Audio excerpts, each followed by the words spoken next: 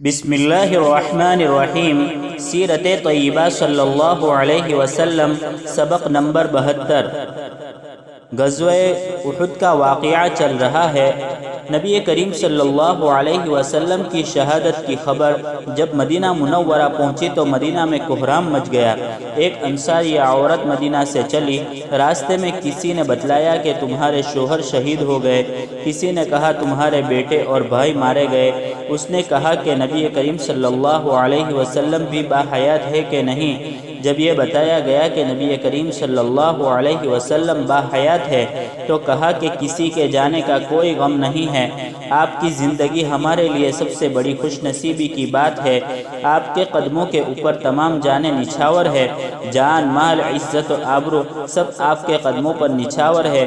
حضرت فاطمہ الزہرا رضی اللہ عنہا والدہ محترم کی اس تکلیف کو سن کر مدینہ منورہ سے تشریف لائی۔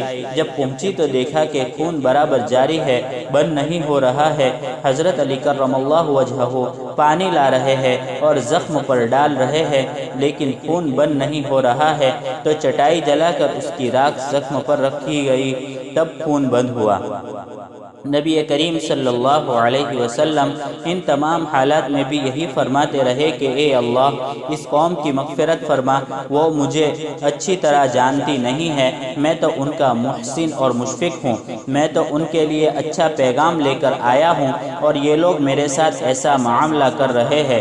ایک مرتبہ حضور اکرم صلی اللہ علیہ وسلم کی زبان مبارک سے یہ نکل گیا کہ وہ قوم کیسے فلاح پا سکتی ہے جو اپنے نبی کے ساتھ ایسا معاملہ کرے، تو اللہ تعالیٰ کو رحمت عالم صلی اللہ علیہ وسلم کی زبان سے یہ جملہ پسند نہیں آیا۔ فوراً تنبیہ وارد ہوئی کہ لیس لک من الامر شیء، آپ کو اس کا حق نہیں ہے کہ لوگوں کے بارے میں ایسی باتیں کہے۔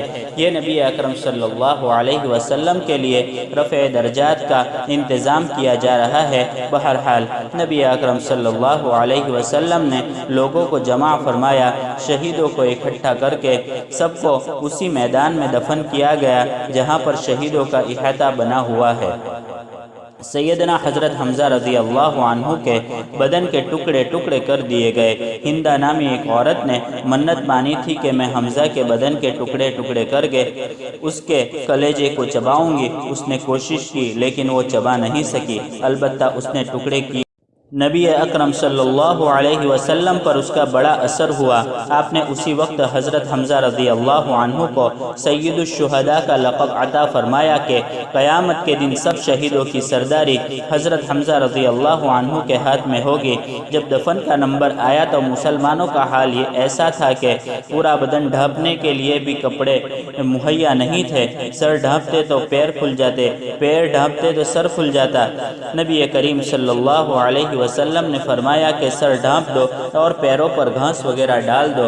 ایک ایک قبر میں کئی کئی لوگوں کو دفن کیا گیا۔ جو زیادہ قرآن پڑھا ہوا ہوتا اس کو قبلے کی جانب رکھتے، اس کے بعد ترتیب سے دفن کر دیتے۔ سب کی نماز جنازہ پڑھی گئی۔ روایات میں آتا ہے کہ آپ نے 70 کے 70 صحابہ یعنی 70 صحابہ کی نماز جنازہ پڑھی۔ ایک ایک کا جنازہ لایا جاتا اور نماز پڑھ کر ہٹا دیا جاتا، لیکن سید الشہداء حضرت حمزہ رضی اللہ عنہ کے جنازے کو ہٹایا نہیں گیا، بلکہ آپ کی نماز جنازہ 70 یعنی 70 مرتبہ پڑھی گئی۔ یہ سن ہجری 3 کا واقعہ ہے جو شوال کے مہینے میں پیش آیا۔ وآخر دعوانا ان الحمد للہ رب العالمین۔